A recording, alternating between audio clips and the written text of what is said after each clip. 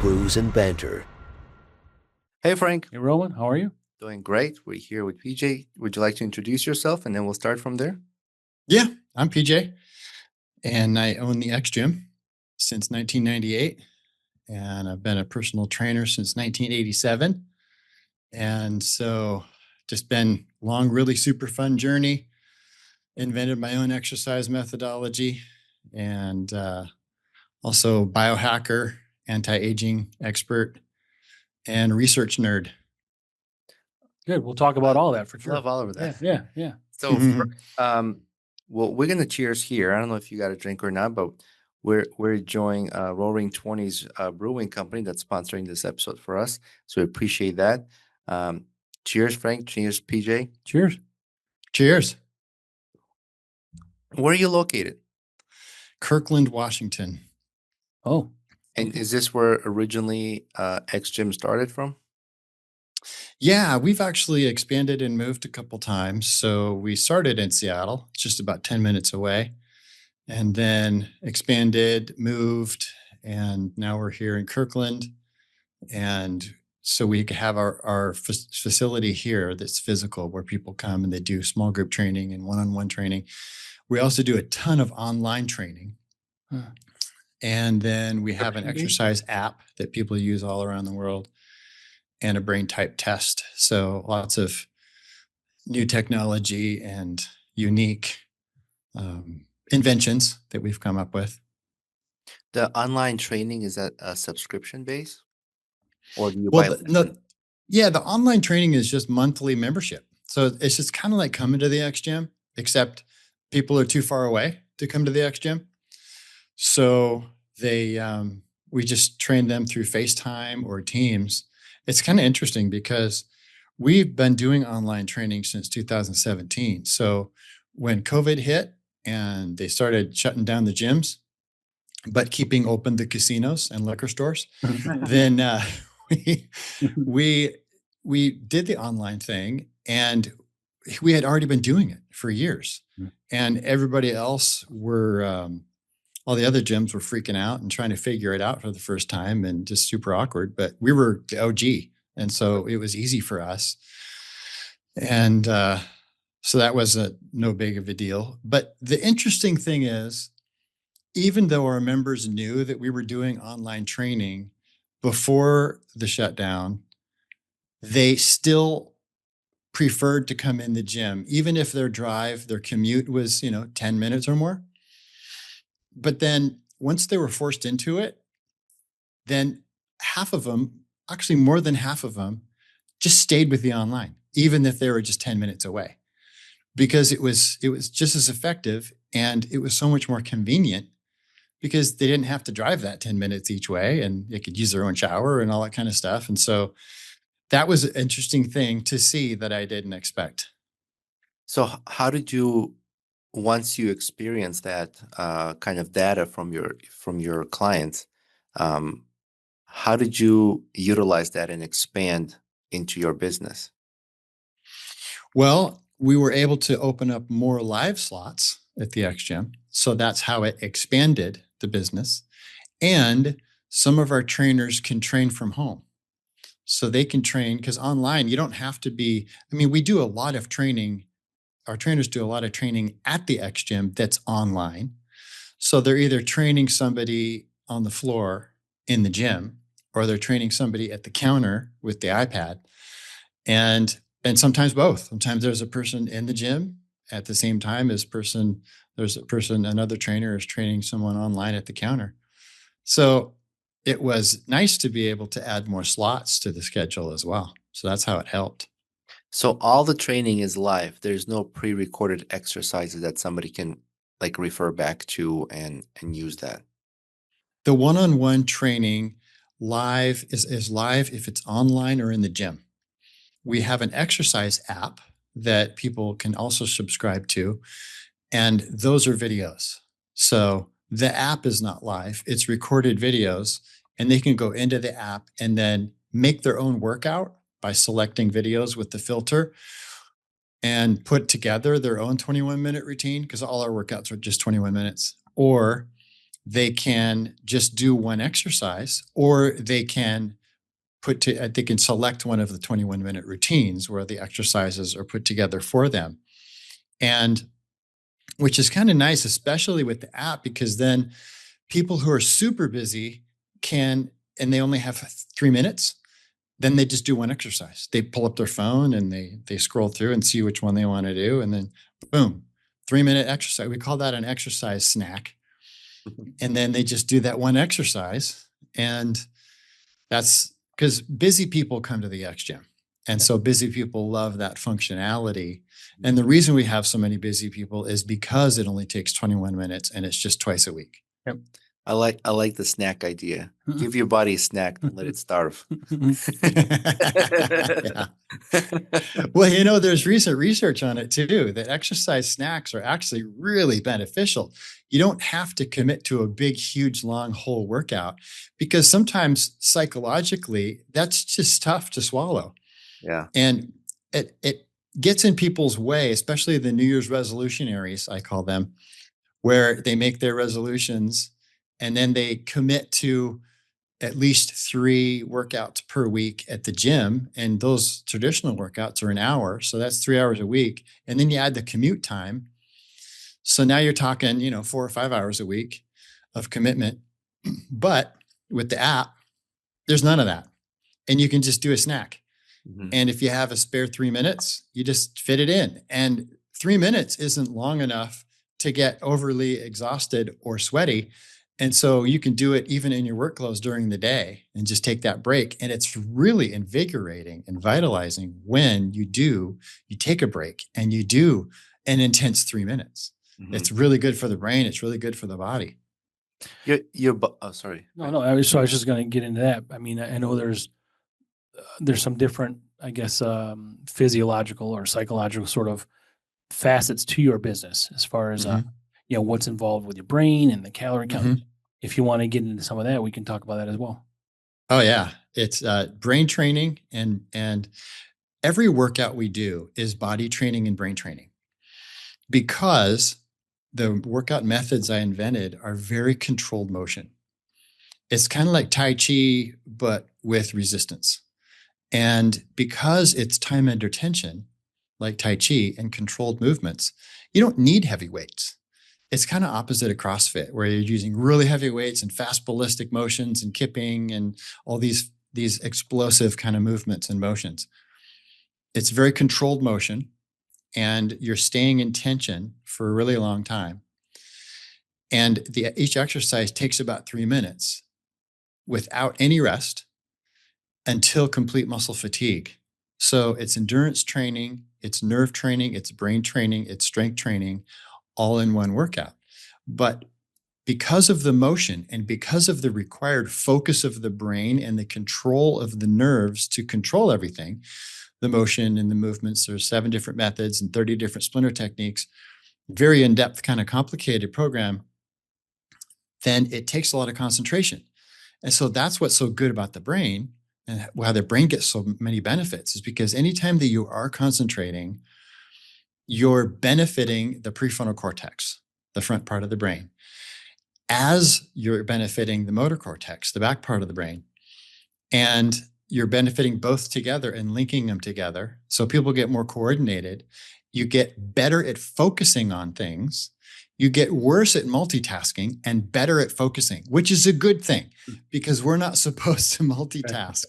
The brain is meant for focus. And if you look at the most financially successful people in the world, they're all really good at focusing, and they're horrible multitaskers. Yeah. So when the brain actually isn't even able to multitask, it's just switching back and forth really fast. And then it's just being really crappy at everything. But when you focus and you don't do that switching, then you can be really good at something, and you can hyper focus, and you can get in your zone, the groove, and flow is what a lot of people call it. When you're really concentrating on something interesting or fun or a project, and time just flies by. Mm-hmm. You look at your watch and 2 hours are gone and you thought it was 10 minutes. Mm-hmm. That's flow. Sure. Yeah. And you were really productive in that time, weren't you? Right. And so, and so that's what what we call successful people in the world are just really good at that. And they're also not very good at multitasking because it's not the way we're designed. Yeah. So you're mentioning the 21-minute structure. Mm-hmm. I have kind of like a couple follow-up questions. First, why 21 minutes? What's the science behind it, I guess? Yeah. So when I was developing this methodology, I was mostly training clients out of their homes after I graduated from SPU with exercise science. That degree taught me how to do science, how to read research. And so I was doing experiments and my clients were guinea pigs and they thought it was fun. So they didn't mind. And I developed this methodology and it kept getting shorter and shorter. And it started as an hour, but over the course of those first 11 years of developing all this, it ended up being 20 minutes. And so that was when I started the X Gym in 1998, is the 20-minute workout twice a week. And what we noticed is kind of interesting because there's a lot of psychology rolled into this. And in fact, that's what my degree was when I started college. And then I switched to exercise science my senior year. So there's a lot of psychology in this because that's another one of my passions. But I noticed that people, if we went like 22 or 23 minutes instead of 20, they would complain. They'd say, "Hey, I thought this was supposed to be 20 minutes." and, and so I thought that was kind of weird because, if we go over, it was just because we're giving them extra service. Maybe we're asking them about how your nutrition is going or, hey, how about that tweak you were talking about? Is that healed up or whatever? And so then I was talking to one of my other psychology friends and telling him about this phenomenon. And he goes, "Oh, yeah, I know what you should do. Make it 21 minutes because 20 is a round number. If you make it 21 and you go 22 or 23 minutes, they won't care." And so I thought, that's interesting. And 7 happens to be my favorite number. And 21 is a multiple of 7. So I'm all in. So we made that change and voila, nobody complains anymore. They do notice if it's less than 20 minutes, like if it's 19, then they'll say something, but it never is because we make sure that we give them, all 21. But now if we're giving them extra service and doing nice things for them, and so that's 20, even 24 or 25 minutes, nobody even notices and they don't care because it went from 20 to 21. It's very interesting factor, the psychological part of it.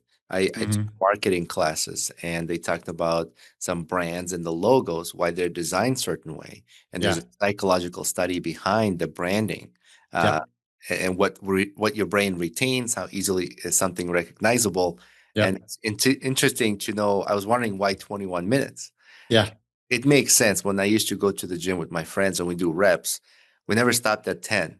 It was always one more. Let's do 11, right? So, right.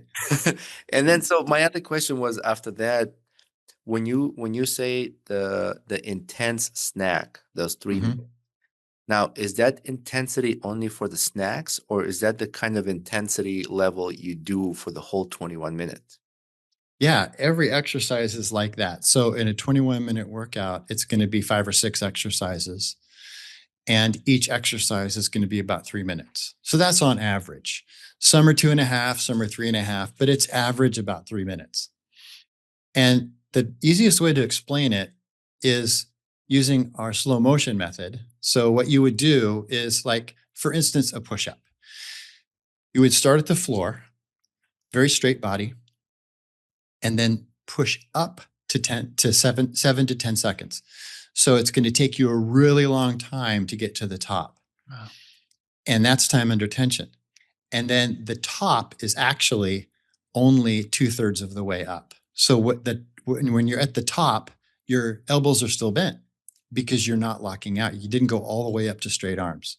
So you're still in tension at the top. And then you take 7 to 10 seconds to come down to the bottom. So it's barely moving, crazy slow. And then when you get to the bottom, the floor, you're only touching your sternum. So your hips are a little bit piked, your thighs stay off, your knees stay off. This is from toe push-ups because, we can do knee push-ups too, but then same thing, your hips a little bit piked. So your stomach isn't touching. So you're keeping that leverage on it, that constant tension. And then you touch your sternum lightly to the floor and then pause for a second and then real slow start out of the bottom. So you can imagine going that slow in a controlled range without any rest anywhere on either side. That's time under tension.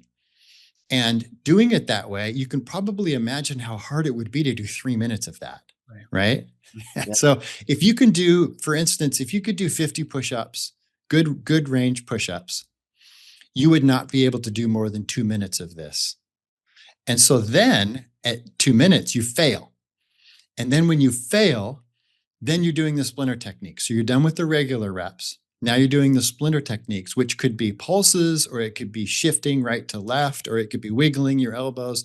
There's a lot to choose from. But then that keeps you in tension because you can't get to the top anymore. You can't go up anymore. So now you're just working where you can, where you are, to get more time under tension, to get complete muscle failure, which is strength training. So the time under tension is endurance training. And then the end, when you fail, is strength training. And that's how you get both. Mhm. But that's just one of the methods. And then there's a stop motion method, and there's the ratchet method and Turendo method. There's 6 other methods besides that first slow one that I was talking about. And we cycle people through those methods constantly. And so they're getting new training for their nerves and their muscles by cycling through the methods. And we're also changing the exercises from time to time. So there's no way that people can plateau. It's practical, it's functional fitness, toning and defining instead of bulking, which is what most people want nowadays. We're talking about push-ups and snacks. So Mhm. this is my conversation with myself in the morning. When I have that busy day or Mhm. my body is just not into it and mentally I'm getting defeated, Yeah. right? I always tell myself, like, shut up, Roman, just something. Yeah. 0 is not acceptable. Something. Right. Then the 3 reps of push-ups, 3 reps of crunches, maybe Mhm. some pull-ups, and Mhm. at least for that day, like I've Mhm. satisfied my brain. Yeah. Like, all right, I wasn't 0 today, but Yes. I like that idea of push-ups where you don't lock it in, because that's like your platform, your break, Mhm. where you keep your elbow still bent and then you work Mhm. down. So I'm gonna try that, Yeah. and see how that You're goes. going to do like 3 of them. I know it. That's about it. Well, I do different push-ups where you got your elbows out and then elbows in. Yeah. If I need to do fast reps of multiple push-ups, I'll do elbows in, and I feel like I think it uses more of your triceps, right? Mhm. Muscle. Yeah. So More of the triceps and the front deltoid. yeah. And then the hands wider with the elbows out is more pecs. Yeah. So I'm gonna try that out. That's actually an interesting concept. I like no rest. The Yeah. constant, what did you call it? Like Tai Chi, but you constantly pushing against Yeah. It's time under tension. under tension. You're spending more time under tension and you're avoiding any rests. The muscle cell can refuel in a quarter second. And so if you take that rest, then you're refueling the muscle cell, which is fine if you're a bodybuilder because that's appropriate. But if you're looking for strength and endurance in one workout to combine the two, then you're trying to avoid those rests because the end result is you want to make the muscle cell run out of fuel. So it's empty because only when it runs out of fuel and fails does it see a need for change. If you didn't empty the tank and it doesn't fail, then the muscle cell says, well, I could do that. Yeah. Why change? I'm good. Adequate. Yeah. When you Yeah. say change, what does the muscle cell change in size, in capacity? Yeah. Well, in X Gym case, because we're doing endurance training and strength training at the same time, it changes in muscle density. Mm.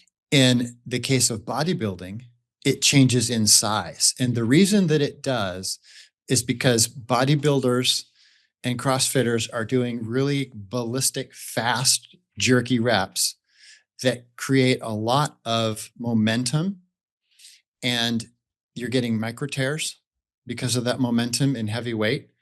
And at the top of the range, because you're moving so fast, you're getting little tiny rests.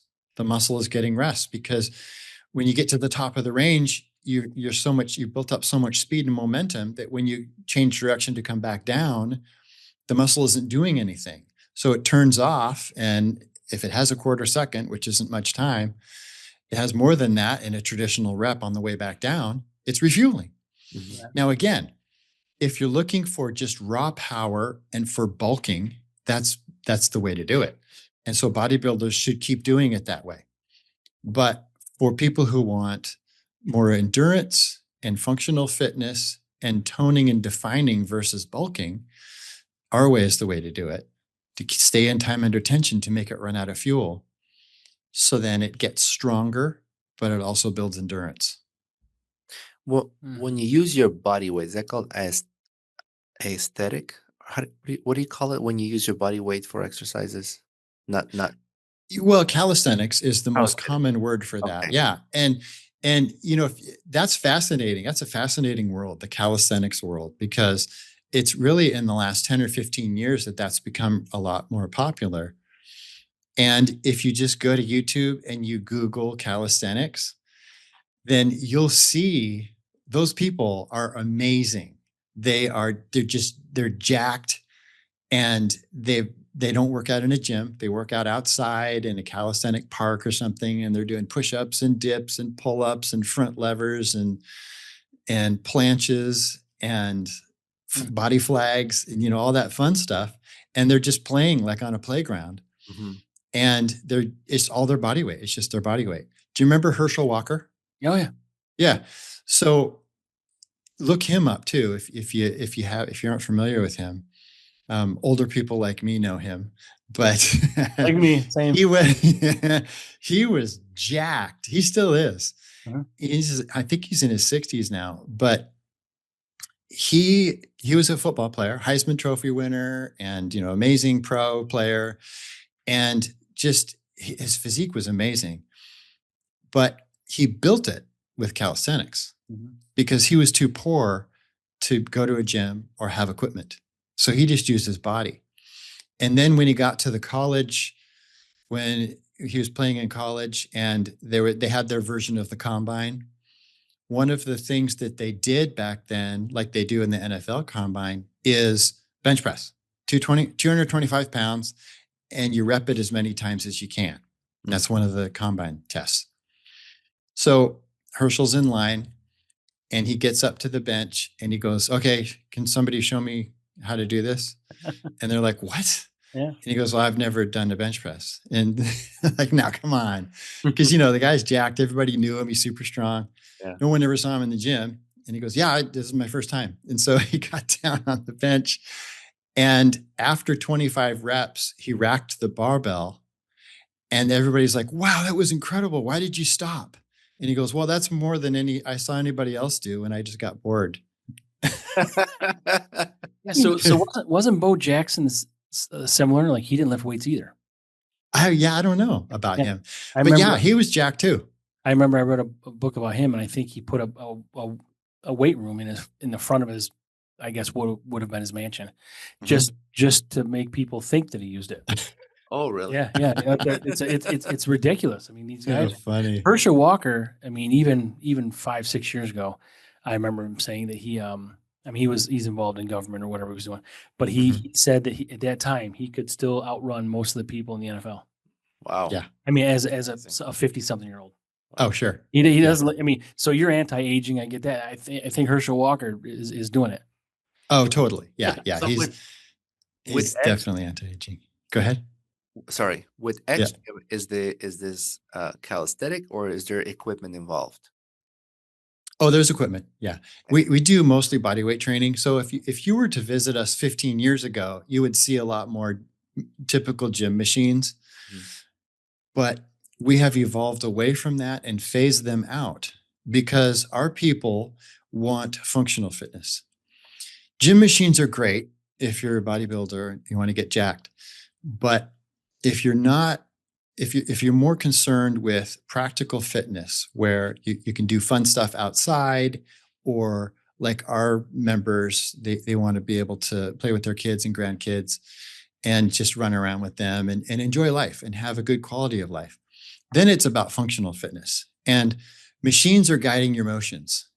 And when you are doing free motion stuff, then you're guiding your own motions. And that is where your nerves are being trained, your coordination is being trained, and you're able to get better at sports, and you're able to do fun stuff. So like our gym members would be able to jump on a paddleboard for the first time and not fall off. Yeah. And they could have fun first time without ever trying it again. But if you were to put a pro bodybuilder on there for their first time, they'd be a complete oaf, because they're doing uncontrolled motions all day, because that's what they should be doing. It's perfect for bulking, but they're detraining their nerves because they're not focusing with their brain or their nerves or controlling the motion. They're just getting their reps in, and they're talking to their friends or watching the TV while they do it. They don't really have to focus. There are some exceptions to that, some bodybuilders that really do focus, but most and by and large aren't doing that. And they're detraining their nerves.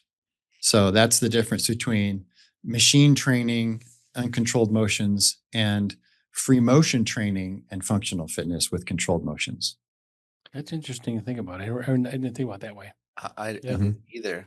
How does the with the equipment training, how does that translate to people who do it from home? Is this the kind of equipment that's easy to get? Mhm. It's not like super expensive. Oh yeah. Yeah, there's suspension trainers. So you just, on Amazon, you type in suspension trainer and the TRX will come up and other brands will come up. So that's one thing. It's basically just straps, and you can use a door anchor to anchor it and put it up, and then you're doing rows and push-ups and different things. There's handles that are hanging down that you grab. You can lean back and do different exercises on that. And then there's carpet sliders or hard floor sliders where you can do things on the floor. And there's tubing, elastic tubing, elastic bands, and then just maybe a physio ball, a Swiss ball. Mhm. And that's all you need. So that's your whole gym. I love the TRX bands. Mhm. The tubing, every time I use anything with bungee, in my mind, it's like it's gonna snap and smack me in the face. It's gonna fail. It's gonna have manufacturer's defect just for me. Right. I have a big exercise ball that my wife used, I think, when she was pregnant. Yeah. It's still got air in it. All Yeah. the years later, Yeah. it just doesn't there. But I use those. It's great to use it? crack my back. Yeah, To crack your back? to release my subluxations is what it's called, I think, in the chiro. Yeah. Yeah. It's great for that. How do you incorporate more of the psychology behind exercises with your clients? Can you give us a little more background Mhm. behind it, just to understand it? You know, uh, my understanding, like for example, I like to run sometimes. Well, not Mhm. sometimes. Like if I train for a run, I run, and it's weird because I would listen to specific music based on the mood or what I'm training Mhm. for. And that's how Yeah. it affects me psychologically. Mhm. What is the psychological effect in your gym exercise for your clients, that what you have structured is kind of like a universal, or do you tailor per client? It's tailored Tailor. because everybody has a different brain type. Mm-hmm. And so we figure out what their brain type is. I actually have a brain type test that I developed too. And then we can be more customized. So the brain training that we do based on the brain type test will figure out how we can motivate them. We can help them with food cravings or emotional eating. And we can also help them with intensity so they can push harder. So it's different per person depending on which brain type they have. And there's 16 different brain types. But I can give you some examples. So let's just say Fred is having trouble with the quad burn on our quadrislide invention that we have. We have a lot of our own gizmos and gadgets and inventions that we have come up with too. So one of them we call the quadrislide, and it's a linear bearing machine on the wall that is just body weight, but it keeps them in track. Let's say that Fred is he fails because of the quad burn instead of true muscular failure. So we want to get him to true muscular failure. So Fred's brain type has told me that he's going to be best suited for the technique where I'm going to be coaching him through that pain, and I'm going to be asking him to visualize a cold blue fuel washing over the quads that are burning. So as they start burning, he's imagining that the burning sensation is being washed over with a fuel that's cold and it's blue. And the reason for those cues is muscle temperature is very important for fatigue. And a lot of people think it's lactic acid that makes us fatigue, but nope, it's muscle temperature more than that.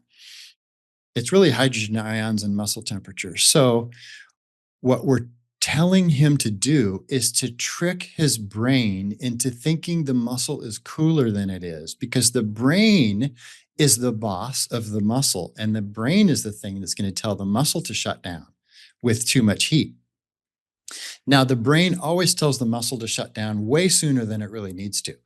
And so what we're doing for Frank or for Fred is, or you too, yeah. What we're doing it for Fred is we are helping him to trick his brain into thinking his muscle is cooler than it is. Plus, we're distracting him because pain is a pattern. So we're distracting his pattern by taking his thoughts somewhere else. And it's soothing because it's cold and it's blue. Blue is a soothing color. And so we're going to get 5 extra reps out of Fred because his brain is tricking his muscles, and he's consciously tricking his own brain into getting more out of it. And it's the last 1 or 2 exercise reps that make the difference. Because remember earlier, we're talking about failure. Well, you can only get to failure in that very last rep. Right. And if you can push yourself further to higher levels of fatigue, then you're sending that message to more and more muscle fibers for change, because you're making more and more muscle fibers fail. So if we can get 3 to 5 extra reps out of him with this brain trick, then we have affected up to 50% more muscle fibers than we could have. Because here's the end, this is really the steep part of the curve at the very end of the exercise, because the last few reps are the money reps. Those are the ones that matter. And if we can get a few more out of him, that's huge as far as how many muscle fibers we've sent that message to for change. Mm-hmm. So I have a concern, and correct me if I'm thinking about this incorrectly. If we're tricking our brain to push more out of our muscles, am I understanding that correctly? Yep. Is there a possibility for injury? Not with our methods, because they're too controlled and we're never using heavy weights. So because they're so controlled, form is perfect. Mm-hmm. Because you can't do bad form when you're going slow and controlled and focusing and thinking the entire time, and a trainer telling you what good form, and if your form is starting to suffer, everything is happening so slowly, it never gets out of hand. Then the trainer is cueing you along the way and keeping you in that perfect form. Where injury happens is when the weight is too heavy or the momentum is too much because the motion is too fast or snappy and the form is crappy. That's where injury happens. So we're just never in that zone. Sorry, is that what you were talking about, the CrossFit, the jerkiness that for the micro tears? Yeah. And there are really good CrossFit instructors out there and really good CrossFit studios out there that are form Nazis, and that's great. They're really good at that.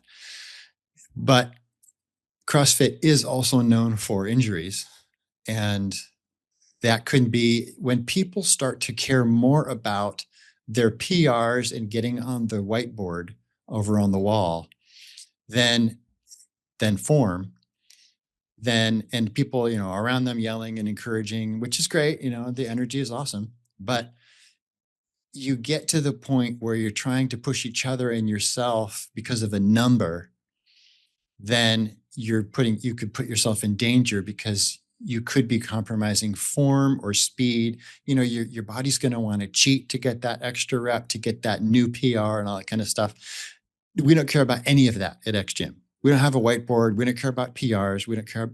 Sometimes we don't even count the reps because it's all about time under tension and getting people to complete muscle failure in a safe way. Mm-hmm. Yeah. So stay away from crappy and snappy, Roman. No, no crappies. No crappy and snappy. We did used to have a CrossFit gym just not far from here. Yep. I think like a neighboring plaza. Mm-hmm. I don't know why they closed. Maybe too many micro tears. Yeah. And like I say, there's some really good CrossFit gyms out there. And I've even recommended it to people that are, more into that style, and that because it's really good motivation for a lot of people. The X Gym is not for everybody. Our style is not for everybody. And there's been plenty of people that have tried us and said, no, I just, I really like the zen of traditional training, or I really like the intensity and the excitement of CrossFit and PRs. And I'm going, great, then do it, because, we're all on the same team. And bodybuilding is great too. If people want to get jacked, wonderful. Whatever can get you off the couch and get you moving, whatever motivates you to do exercise, no matter what the form, I'm all for it. And I consider all of these different gyms, we're all on the same team. We're not competitors. We're on the same team to try to get Americans healthy and get them moving. And because there's so many benefits, no matter what kind of exercise it is, it's going to be better than not. And for the brain and for the body, and there's so many different reasons. Even one session of exercise can change your gut microbiome, and favorably, independent of diet. So that's helping your immune system. It's helping your overall health. It's helping your brain. It's just, there's so many, I just can't even list all the benefits of exercise, because it's truly, if there were one thing I would tell people as far as the anti-aging goes, exercise. That's number one.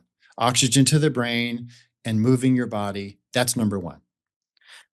I do notice my productivity in the day that I've exercised.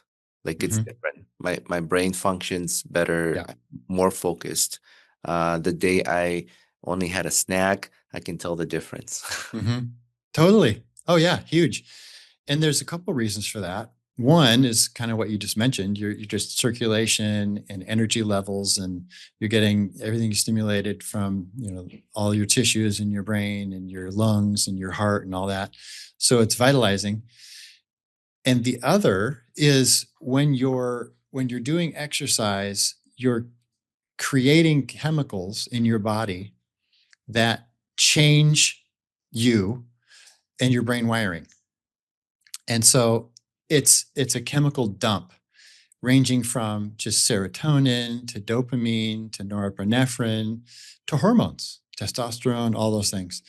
And you're going to have a better day when you do, and you're going to be more productive when you do, because also psychologically, you've just done something difficult.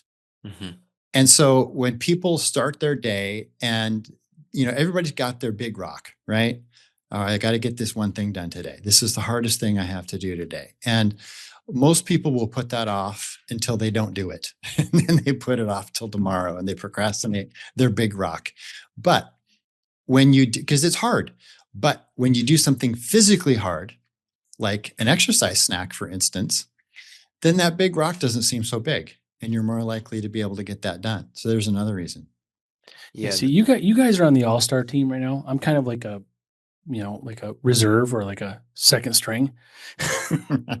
I used to work out quite a bit, but it's been decades now. You did wrestling. Well, yeah, I did all this stuff, but like I'm just kind of here watching you guys in awe, like because I don't pay attention to shit. Like I'm just like if I didn't do something good today, I'm like I just get pissed off. I'm like, but I didn't realize sort of connected to like sort of this psychological from working out the benefits of that. I never self-analyze enough probably to be able to discern what the causes are of why I'm feeling that particular way. And I need to. Mhm. So I, thank you. I'm Yeah, just, right on. if I'm asking too many questions or I'm getting into too many details, it's because I have these thoughts and I don't Yeah, who to talk to about it. So that's great. when I knew you were gonna be on, I was like, oh my gosh, I can talk to somebody about this, and someone can explain to me what my thoughts are about these different, subjects and situations and physical conditions and Uh-huh. psychological. Like, why am I listening to different music, different runs based on what kind of Mhm. training I Would do? you listen to like Viking war music if I you're have. let me finish. Would you listen to Viking war music if you're like sitting on the beach with like a nice little serene, No. like, so your music's got to match the scenery? Yeah. So if I run the trail, I would listen You listen to like Bob to Denver, Viking. or not Bob Denver, John Denver. No. Bob Denver was the Muppets, right? I meant John Denver. Like, so if you're running in a trail, you got nature and shit, you listen to him? No, so if I run through trails, I actually listen to like a Viking deep, like roary kind of sound, like that kind of music melody. If I run flat grounds and I'm training for time, I listen to like heavy metal. Mm. But it's not the kind of music I would normally listen to. Mm, It's mhm. it's I don't know what it does psychologically. Why am I choosing Hey, your different? thoughts on that PJ? Is it artificial stimulation, or is it something you find people need or want? Yeah, it's motivation. You're activating different parts of your brain with different types of music. And what you have discovered about yourself over time is which songs and styles of music works for which parts of your brain you need to be activating to motivate you to push harder Mhm. and to maybe it's a distraction for you. Maybe that particular song or style is a diversion. It's breaking a pattern and keeping you out of a state of suffering or something like that. I don't really know, but that's my theory and that's what I've seen with other people and that's probably what's happening with you. All of us are doing experiments on ourselves every day. Mhm. Most of them we don't know that we're doing. Most of our actions and thoughts are the same as they were yesterday. So we repeat a lot, but we also try new stuff every once in a while. And as we do, we learn about ourselves and then we come to conclusions and discoveries about ourselves. And then we know what works for ourselves. And I tell this is this is another reason for the brain type test is what most trainers do is they tell their client, hey, here's a PDF, here's what you should eat, and here's what you should do, and go do it. Now, they've found that works. The trainer has found that works for them Right. over time with their own experimentation. But there's an 80% chance that client's going to come back and say, this isn't working for me. I don't know. And then the trainer replies with, come on, just suck it up and have more willpower. They don't realize that their client has a different brain type than they do. And their client they need to determine which brain type or do experiments with that person to figure out what works for them because everybody's different. Mhm. Yeah. I want to ask you one more question about the Oh, what the exercises, and now I'm curious more about the anti-aging part of it too. Mhm. Uh, do you work with athletes who are, let's say, they do martial arts, jiu-jitsu, if they are CrossFitters, but they want different exercise outside of CrossFit, if they're football players, basketball players, do you tailor exercises for these athletes to either maintain, to tone, or get stronger in, like if you're a hockey player, you know, you want to be good at punching. Yeah, Like, do you tailor the exercises for athletes based on the sport they play? all the time. Mhm. Okay. Yeah. And that's why the functional training is so beneficial because we're also training their nerves too. So we're creating more coordination, better control with the athlete, better endurance. just today, I took through a guy, a new member, who one of his main goals is he wants to be better skier this winter. And so we set up his program starting with ski squats on the vibration platform. And we have ski poles because we do this a lot with people. And he's got the poles there, and he'll use them in the last few reps, but the first few he's not going to need them. And because he's on that vibration platform, it's like doing squats on Pluto or Jupiter. So the gravity, it's like turning up the gravity. It's like 3 times gravity is what the vibration platforms do. And so it makes it harder, but more efficient, and training his nerves and muscles better. And so that's just one example. And then, so with a vibration platform, we can get done in 2 minutes what we could get done in 3 or 4 minutes just on the floor. So it's kind of a hack on top of a time hack, but that's going to more intensively train his nerves and his muscles. So he'll get results even faster doing it that way, for his ski squats, doing it that way, for really rapid results for this winter skiing.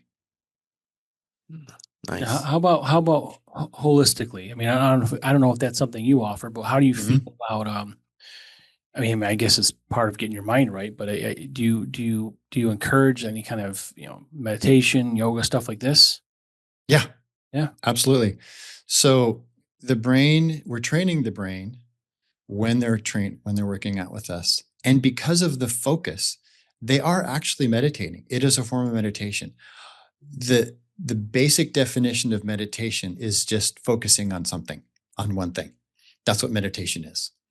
So in our case, it would be focusing on the exercise that they're doing.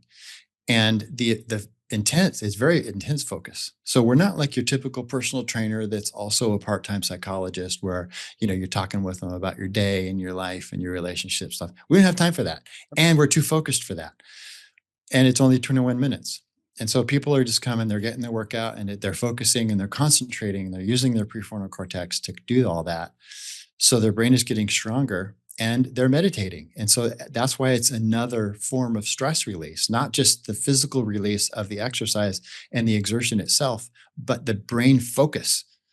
And so they're getting all of that. And that's why people comment more at our gym than other gyms about how much less stress they feel, because they're getting a meditation session every time they're getting an exercise session in. sure, perfect. Yep. Mm-hmm. Tell us more about the anti-aging and how that is involved in exercise. Well, anybody that is working on health is also anti-aging. And there's really the top 5 things for anti-aging. Number 1 is exercise, because you're getting oxygen to your body and you're increasing the health of your mitochondria and oxygen to the brain. And then number 2 would be eating right and getting enough hydration, like filtered water and other filtered hydrating beverages. Number 3 would be quality sleep. Number 4 is brain training, working your brain and rewiring your brain. And one of the things for anti-aging is to change your attitude about aging. If you research all the blue zones where people are living over 100 parts of the world, they all have a great attitude about aging. They're looking forward to their next adventure. And they do not say, "Oh, I can't do that. Oh, I'm too old for that." Those phrases aren't in their vocabulary. They're just like, "Oh yeah," and they're open and they're excited about tomorrow and what this next phase of life is going to bring. And then number 5 is close relationships. So it's about working on relationships with people and having close relationships. It only takes a couple, really. I mean, some people can have up to 5 close relationships, but beyond that, it's probably going to be more of just friends and acquaintances. But if you have 2 to 5 really close relationships that you're regularly working on, that's anti-aging. So those 5 things are the secret to anti-aging. And So- when you're doing that, then you're aging much slower. So blue zone is the term for people that live longer. Well, blue zones are areas of the world. Yeah. There's a book about it. Yeah. Where those people will live past 100. You have a lot of people living past 100 in these certain blue zone areas of the world. And they're all very active. They all eat very well and they get good sleep and they learn new things. They work their brains and relationships are very important to them. So those are 5 things that are common with all the blue zones. Different zones will eat different foods. So, but it's all good nutrition. It's all real food and good hydration. They're walking a lot. They're very active. And so those are the 5 secrets to anti-aging. So yeah, the U.S. is probably like a brown zone because it's just Yeah. crappy. Like right, we're like the most obese country in the world. I mean, Yeah, for sure. I appreciate that. It seems that everything you're doing is trying to combat that, and there's other doing it for sure. But it's just something with our country that is, I'm sure it's all money driven. Which is why people are doing this. But I never heard of that term. So, and I didn't know 100 was the threshold. So, Blue zone or anti-aging? no, blue zone. Oh, okay. Yeah, me neither. Yeah. It's easy to Google and look up, and there's a really good book on it, and several books on it. Sure. But yeah. And when you say anti-aging, it's just prolonged living, not so much making yourself look younger. Yeah, making yourself look younger. Exactly. It's quality of life. Okay. So anti-aging is important whether you're going to live until you're 70 or whether you're going to live until you're 110, because it's all about quality of life. It's about not feeling your age.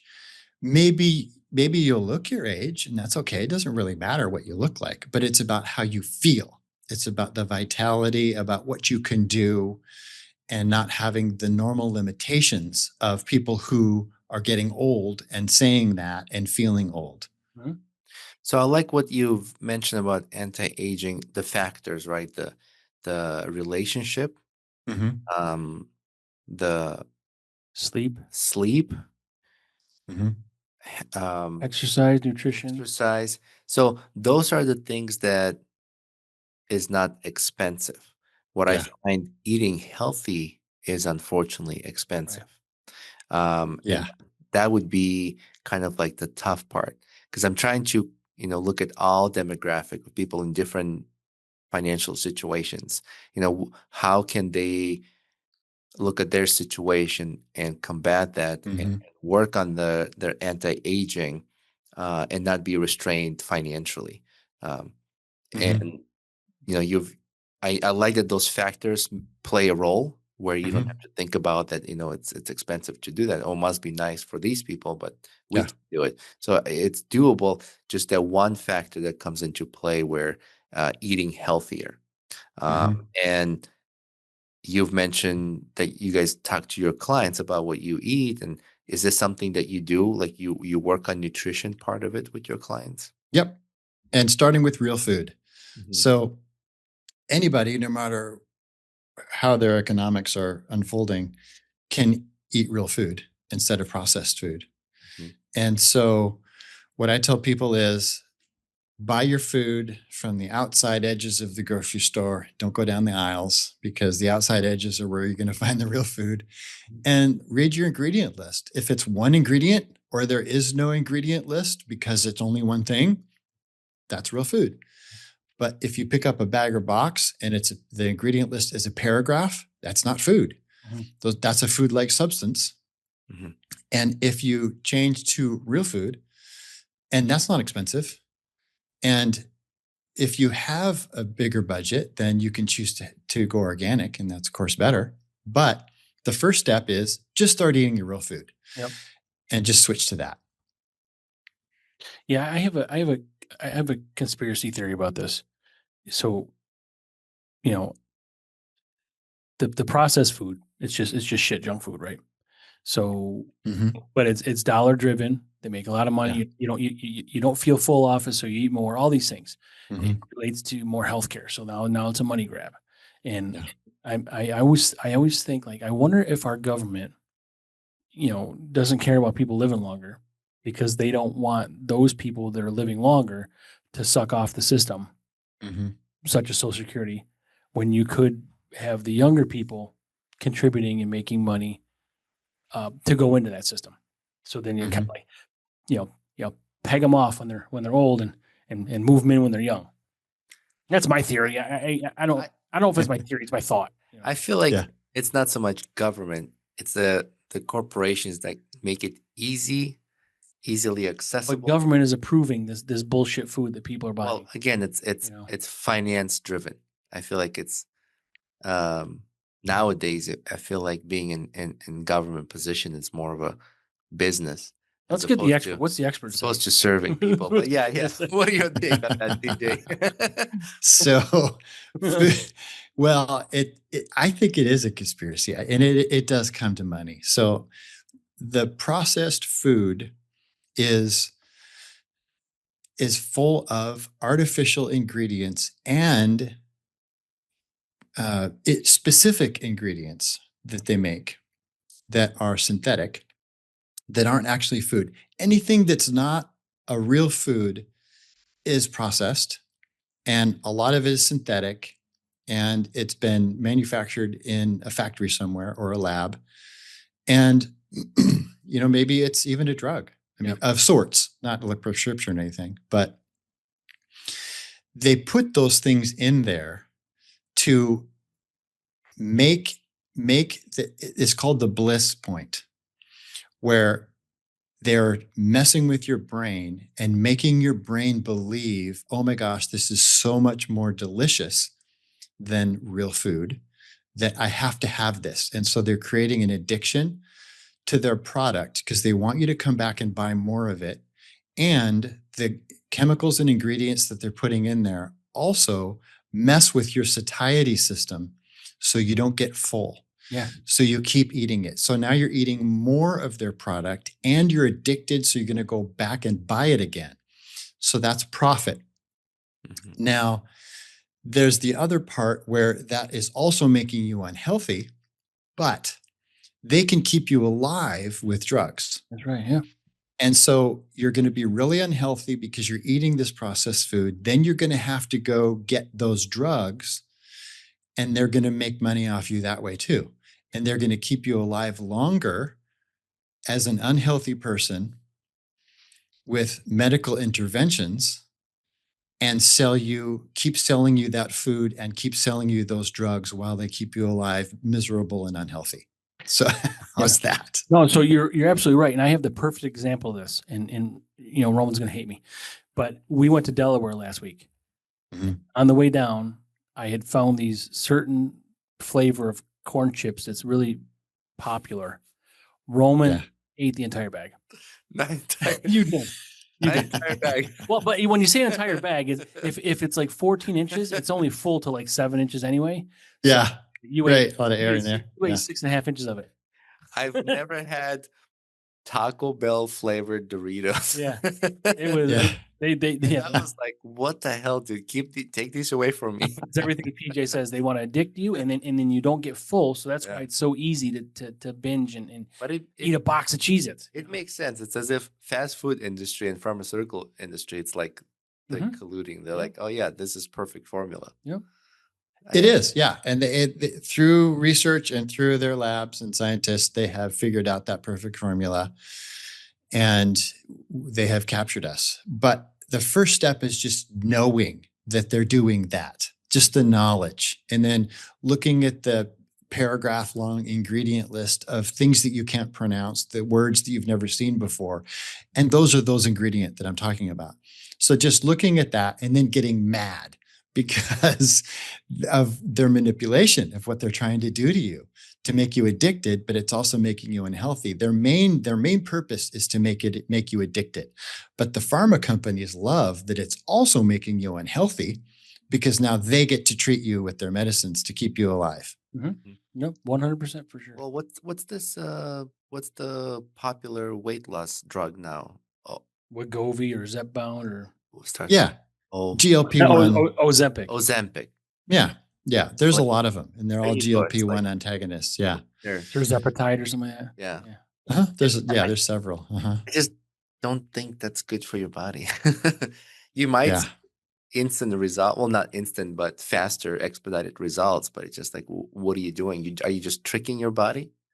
And you gotta have a will too. Get mad, Hmm. have a Yeah. will. Yeah. Uh, I didn't eat any fast food for a long time, like no drive-through burgers or anything like that. And then Hmm. I don't remember, we were going somewhere and I told my wife, it's like, yeah, I'll have a Burger King. Screw it. And I had a Hmm. Burger King. I was like, man, my body was like, what the Yeah. hell is this? That's when you just take a bite and throw in the toilet, 'cause that's where it's gonna go. I had number Right. 2 all day. I was like, my body was so mad at me. Yeah. And again, I haven't Yeah, touched yeah, I don't fast either. food. I mean, my biggest thing is Dunkin' Donuts coffee, but it's just because it's cheaper than Starbucks. So, Yeah, right. Yeah, uh, it's amazing how what a difference it makes and how different you feel when you're eating real food versus processed food. It's just night and day. Especially if you've changed. Like I've lost a ton of weight, cutting out all that bullshit, right? But Mhm. it's amazing how different you feel once you don't eat it, and then all of a Mm. sudden you just want to try it a little bit. Yeah. It's like Roman says, your body's like WTF, you know? Yeah. Yeah. Yeah. what is your Exactly. What the Frank? Right. what is your take on those companies that do pre-made meals? So I've started. We had a guest on our show, and there's a local company here in Central New York that does um, portion control. Based on whether you want to just lose weight or if you're an athlete, they pack more protein in those packs. It's Mhm. pre-made kind of food. You can structure it for your week. Mhm. It's frozen. It's made fresh, packaged. They source local ingredients, freeze it, and then you kind of like But that's pre-made from the outside aisles, right? yeah, Yeah, Mhm. yeah, they outsource, yeah. yeah. Mhm. And do you have clients or do you have any experience with that? Oh yeah, I think it's a great idea.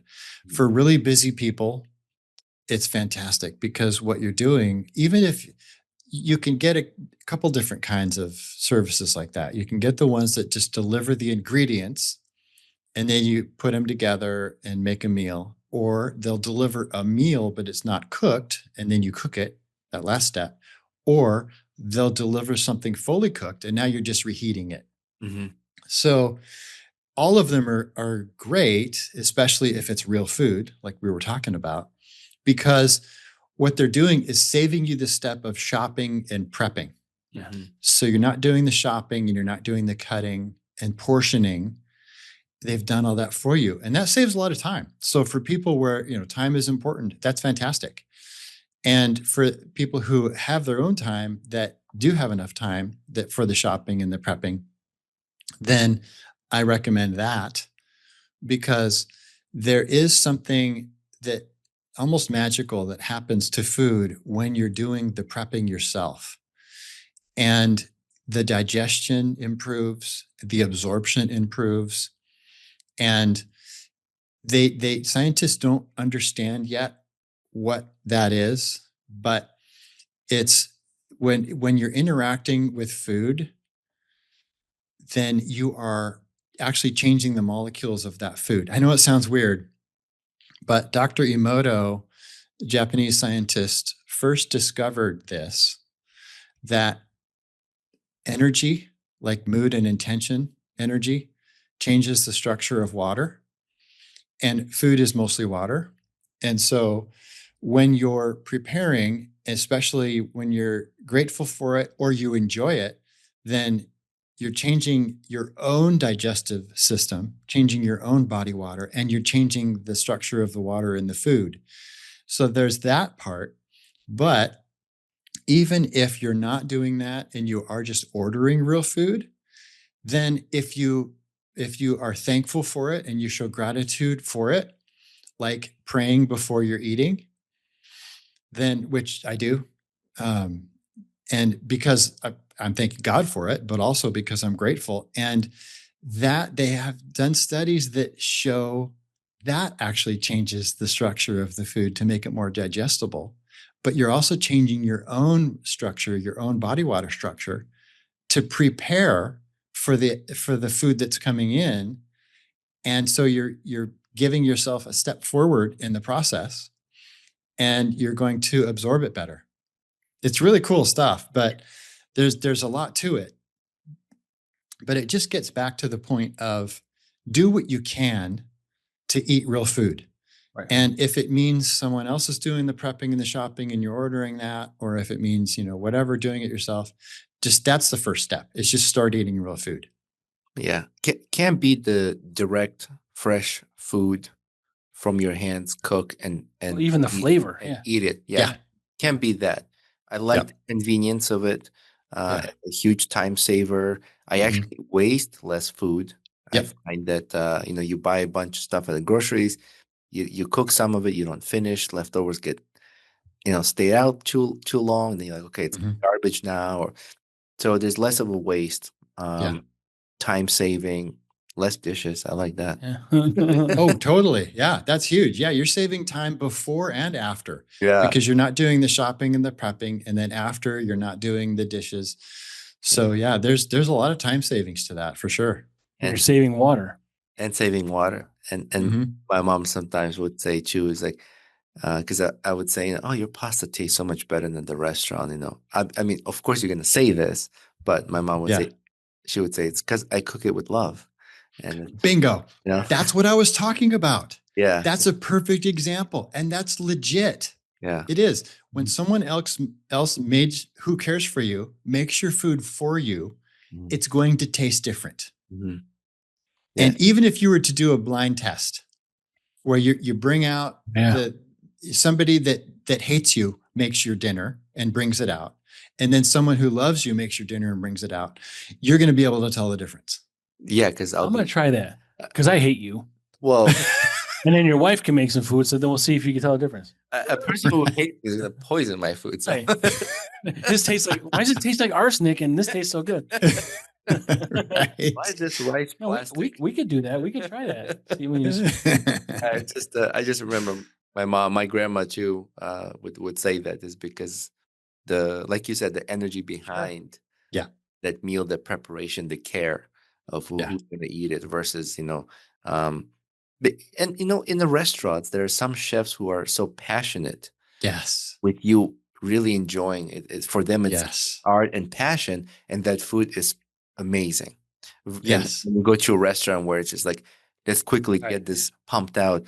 I'll give you a great example. like a chain, like a You know, chain. Yeah. I Mhm. like meat, and I like it cooked certain way. And unfortunately, the way I like it most money driven, like more like let's make more money quickly, that steak will taste different in a place Mhm. where let me take my time. I'm a perfectionist. I'm a professional chef.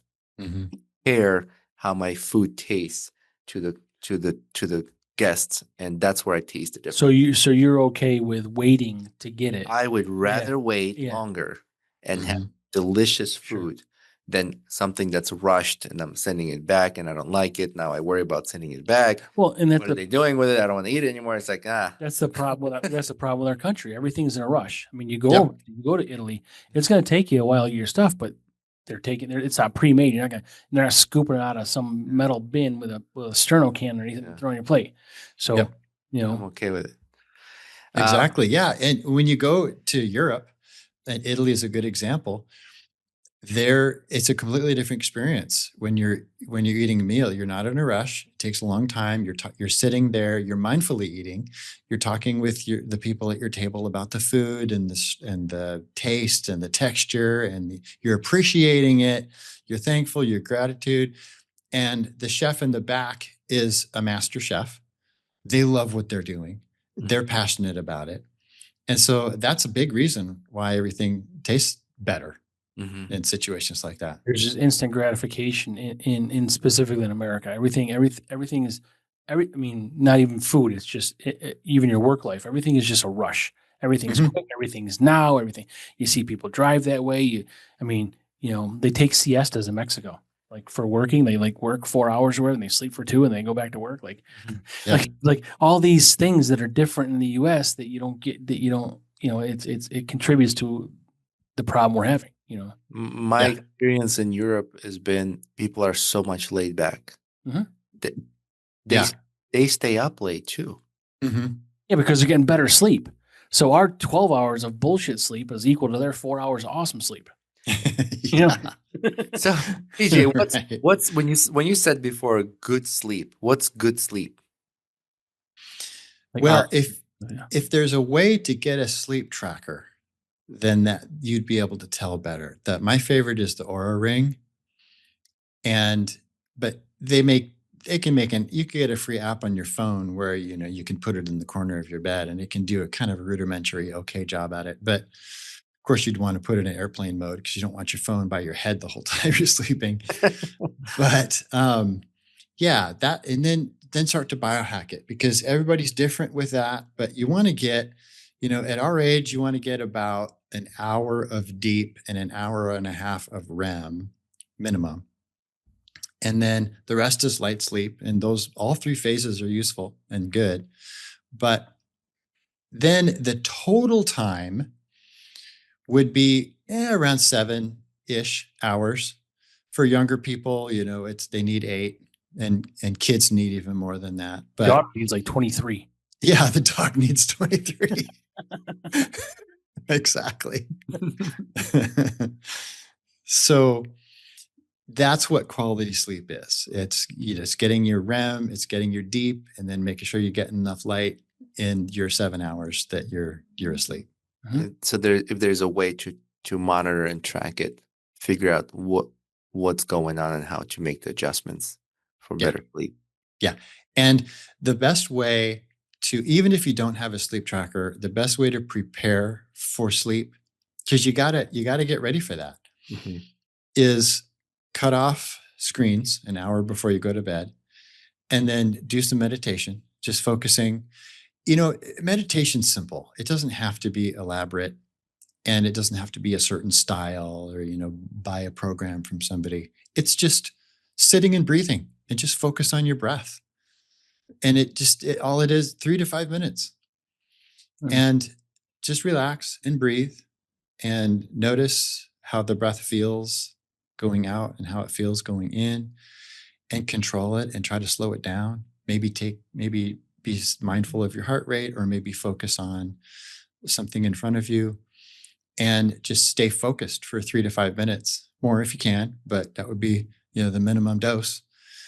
And those 2 hacks, the screens and the meditation, will double your sleep quality. Huge. I took Japanese martial art, and in the beginning of every class, we did the stretching and then about 2-3 minutes of meditation. Mhm. And it's control of breathing Mhm. and what kind of thoughts, what are you thinking about during the breathing? Mhm. So, and we all kind of chose our own energy. So in Yeah. my head was, I would picture as if my arms are in the circle and there's a Mhm. ball floating around, touching the edges of my body, Mhm. my balls. Your what? Whoa! Something's touching your balls? Is that what you just said? My hand, my arms. What is going on here? Why? All right. You could Let's meditate. talk about crampy and snappy now. Wow. You could meditate. No, he said bowels. Yeah. Bowels. Did you say balls or balls? Dave, no, no, bowels. Oh, you said balls, but you meant balls. I got it. But it was just about breathing and how you process the thoughts during the breathing. And so it was refreshing. It was like a reboot, kind of Mhm. get your mind ready for the class. Totally. And you're standing, you're burning calories, and I feel Mhm. like we're lazy. We're Yeah. not burning any calories. We're sitting down and drinking beer. Is there an exercise to burn up beer guts? I've been moving the whole time. I mean, I had to burn at least 6 calories. I can Right. tell PJ standing. Yeah. Yeah, I like to stand. Sitting isn't as bad as everybody says it is, but I do recommend that people break it up between standing and sitting through the day, so they're not doing sitting all day. Yeah. Mhm. And we don't need to stand all day either. We could sit down some of it, but even if it's just half and half, up and down, that's great. But not just for, metabolism benefits, which there is some of that, but just for muscle tonus and flexibility. Because when people are sitting down all day, then they're more likely to slouch and, lean forward, and their hamstrings are going to get tighter because their knees are bent all day. But when you're standing, your legs are straight. So your hamstrings can't tighten up over time. And you're more likely to, just to be standing up straight instead of hunching forward like this, where most people do when they're sitting. Because when you're sitting, you can be more relaxed and your body will tend to lean forward. Yeah. Plus, if you're sitting down looking at a monitor, then you're probably going to have forward head posture because you're going to go forward like this, because you're trying to get closer to what you're looking at. And same thing with the phone and driving. So if you think about posture of a computer with the keyboard in front of you and looking forward, and your shoulders come forward and you're bending forward, that's what most people are doing when they're on their computer. Exact same posture when they're on their phone, and the exact same posture when they're driving. And so between computers, sitting, phones, and driving, we have that posture most of the day if we're not trying to consciously reverse that. And then we become hunched, we get the forward head posture, and that's a problem. And that's where you see those old people walking around, with those looking down at the ground as they're walking, and their spines have literally grown that way over time because any force that you put on a bone is going to change the bone. I see. So if you have that constant force on the bone, it's going to go that direction. My very first client was 77 years old when I started with her. She had the little old lady hunch. And then by the time I opened the X Gym and kind of moved on, she was 84. She had grown an inch and a half. Because she's not hunched over. Yeah. Yeah. Right. She still had the old lady hunch, but not as much. So she was slowly reversing, and her bones were actually straightening back up. And while all her friends were getting shorter and more hunched, she was going the other direction, inch and a half. And people were noticing, and her family even. They're like, are you? No. No. Yeah. It was just wild to see because the bones were changing back, and she was actually getting out of that hunch. Yeah. Yeah. Posture is very important. I tell my father all the time, fix your posture, fix your posture. Yeah. And I can tell when someone doesn't have a good posture, depending on how they go up the stairs. Yeah. You can see the ones that kind of slouch over and use the railing when they go up the stair. Yeah. You don't should be old. You could be younger. And Yeah. I can tell by if you have a good posture or not, how your body looks when you go up the stairs. Totally. Yeah. Yeah. And she actually kind of got me addicted to training older people. They're so fun. And she, like I mentioned, she was my first older client. Everybody before her was, 30-ish, 40-ish. They're busy people, and then when I got her as a client, I was thinking, well, I don't know how to do this, because everybody that I've trained so far is younger and, they're really active, but I'm going to figure it out because I like challenges. And I did. We got really close, and older people are wiser. They're more in control of their emotions. They're more interested in other people, and they're just so fun to be with. And so as a result, we also have a lot of older people at the X Gym, 80s and 90s, and it's just a blast. It's just so fun to work with those people. Yeah. I love that. I love it. Yeah. PJ, is there anything you want to add, or maybe we haven't touched on? Fill in and or how people can get a hold of you, or kind of take advantage of what you have to offer. Yeah, I'm easy. It's xgym.com, xgym.com. And, if people want to get on our socials, you just scroll down at the bottom of the homepage for the links. And there's ways to get a hold of me through that and to learn about our program and our app. And the brain type test is braintype.me. And that's about it. And the only thing I think I would want to leave with is just the encouragement to people just to get started in what you can do. So if you don't know how to get started, or you think, gosh, it's such a big time commitment, I don't even want to start because exercise takes so long. No, it doesn't. It's moving is what it is. Just start moving. Start with that. Don't even worry about exercise yet. Just start with moving and make that be going outside your house and walking around it. That's day one. Maybe day two is the same thing. Keep walking around your house. And then when that's easy or boring, then walk around your block.